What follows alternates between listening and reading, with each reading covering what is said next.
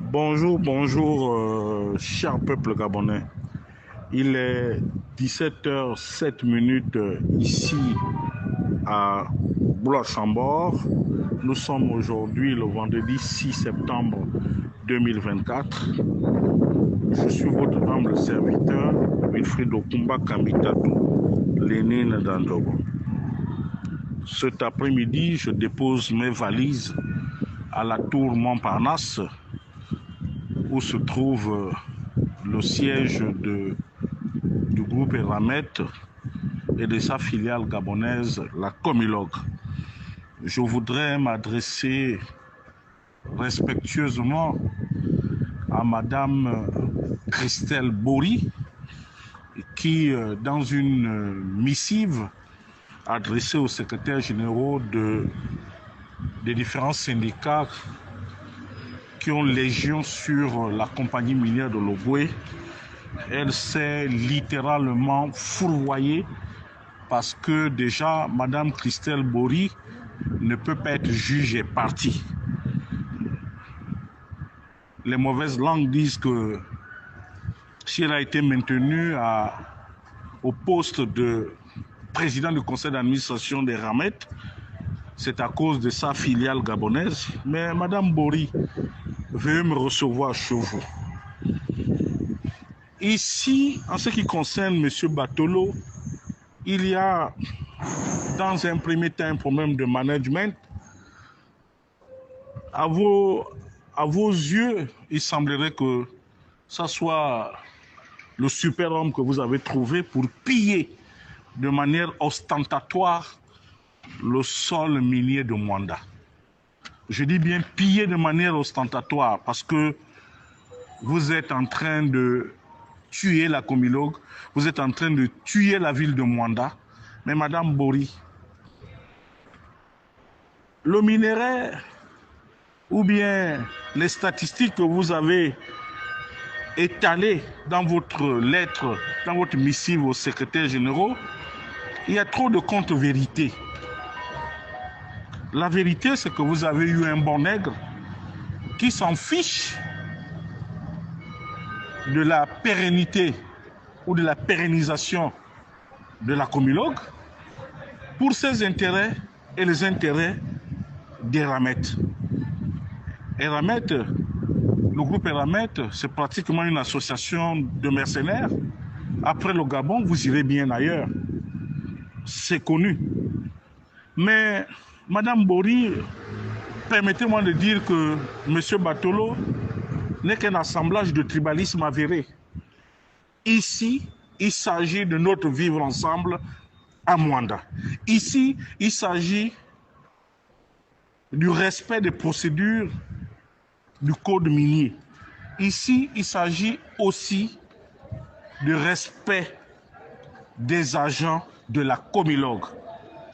Or, depuis l'arrivée de M. Batolo, les résultats sur lesquels vous surfez, ce sont bel et bien des travaux de la Comilog qui sont à l'origine de ces résultats. Pas M. Batolo, parce qu'il n'a jamais fait ces résultats-là seul.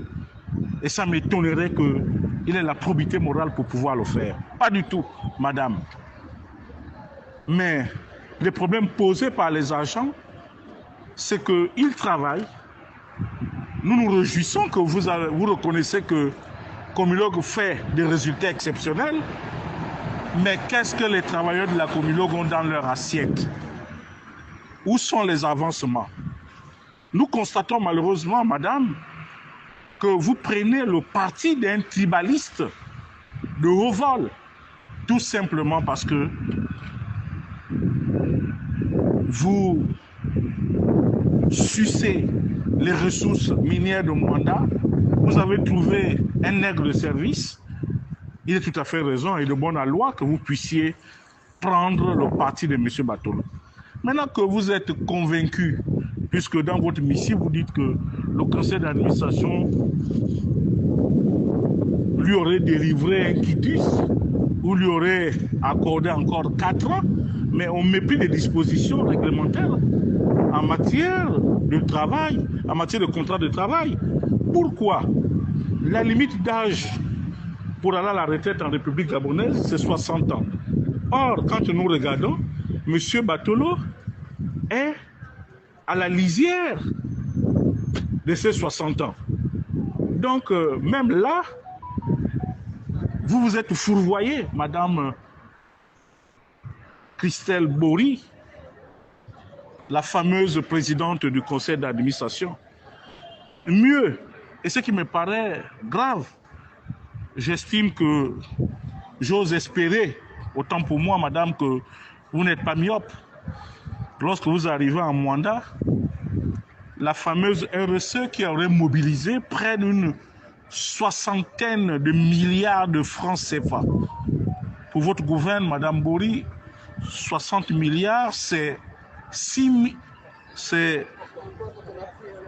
pratiquement 60 000 millions. Mais lorsqu'on regarde Mwanda et ses environs, nous n'avons que nos yeux pour pleurer, madame Bory. Mais je comprends pourquoi est-ce que vous vous êtes empressé de prendre parti, parce que vous bénéficiez des dessous de table. Et je puis affirmer avec force et vigueur que vous êtes une corrompue de haut vol, madame Christelle Bory. Mais sachez, madame, qu'au-delà de tout ce que l'on peut faire, nous sommes des mortels. Nul n'est infaillible sur cette terre. Maintenant, comme c'est une affaire de défiance que vous lancez au peuple souverain, aux Mwandais, aux flottants que nous sommes, les Obamba, les Bandjabi, les Baoumbo, les Fang, les Miéné, tout ce que l'on peut appeler flottants, à part les Bawandji, nous allons maintenant descendre sur le terrain. Donc, madame Bory, nous allons faire ce qu'on appelle la chasse à l'homme. Nous allons nous défendre parce que vous refusez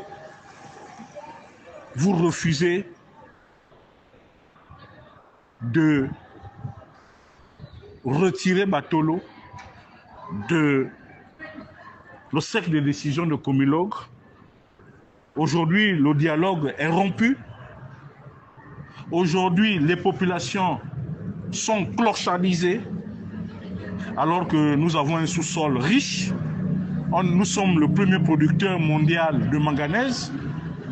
Malheureusement, le développement de notre cité est aux antipodes des résultats de la compagnie minière de Logoué, devenue aujourd'hui la Comiba, la compagnie minière de Bawandji. Madame Bory, nous sommes dans un monde à perpétuelle mutation. Et lorsque les travailleurs ne sont plus en phase avec celui qui est censé diriger la maison Comilog, je pense que le bon sens aurait bien voulu que l'on retirât à M. Batolo la direction générale. Maintenant, si vous estimez, madame Bory, que cet homme, c'est une merveille pour vous et pour les nervis qui le soutiennent, pourquoi ne le rappeliez-vous pas au siège des Ramettes pour qu'il puisse continuer sa saga meurtrière? Parce que ce que vous ne savez pas, et je comprends votre empressement à soutenir Batolo, parce qu'il cache la vérité cruelle. Les populations de Mwanda, les populations flottantes, même les Bawandji aujourd'hui, sont victimes des méfaits de cette exploitation du manganèse qui est totalement anarchique. Et vous savez très bien que nous sommes pratiquement à la lisière d'un génocide à ciel ouvert à Mwanda. Donc, madame Bory, si vous avez un peu de dignité et si vous avez un peu de la considération pour ce peuple indigène, pour ces peuples indigènes de Mwanda, je vous prierai très respectueusement de revoir votre copie et de présenter des excuses d'abord aux responsables syndicaux et dans un deuxième temps, relever M. Léo de Paul Batolo de ses fonctions. Parce que à l'allure où vont les choses, nous serons obligés de passer au plan B. C'est quoi le plan B? Mais le plan B est simple, Madame Bory. Comme on le dit en bon français, que ventre affamé n'a point d'oreille. Comme vous refusez d'entendre raison, nous serons obligés de nous immoler, de nous suicider sur les installations de la Comilog. Les populations de Mwanda vont se lever. Nous irons marcher sur Mwanda 3. Nous irons marcher en pays à Wandji. Nous allons revenir à l'époque, aux époques Mathusalem, aux époques où la mort est la seule raison. Nous allons nous battre pour que les choses puissent changer à la compagnie minière de Lokwe. Et Madame Bory, pour terminer mes propos, je vous mets au défi de commettre un audit sur la fameuse RSE et sur les travaux qui sont réalisés à Mwanda. Et d'ailleurs, je vous poserai une question. Quelles sont les autorités locales, que ce soit les politiques ou les maires, quels sont ceux qui ont été mêlés à la gestion de la RSE? Car je sais que dans les fascicules qui ont permis la mise en place de cette mangeoire, il était question que les populations impactées soient directement impliquées via les responsables locaux, c'est-à-dire les présidents des conseils départementaux et les maires. Malheureusement, c'est un gang composé essentiellement de Christelle Bory, composé essentiellement de Léopold Batolo, composé essentiellement de Bundono Simango Égide, composé essentiellement de Magnagna, composé essentiellement de Magny, composé essentiellement de Sophie Ngwamassana, composé essentiellement de Mbele Loussou, composé essentiellement du député Awassi. Et bien d'autres qui se font du beurre sur le dos du peuple autochtone, du peuple flottant et sur les populations de Mwanda. C'est sur ces mots, Madame Bory, que je prends congé de vous tout en espérant que la raison va prévaloir et que vous allez enfin mettre un terme à cette supercherie de mauvais goût. Mais j'ose croire que cette lettre n'émane peut-être pas de vous.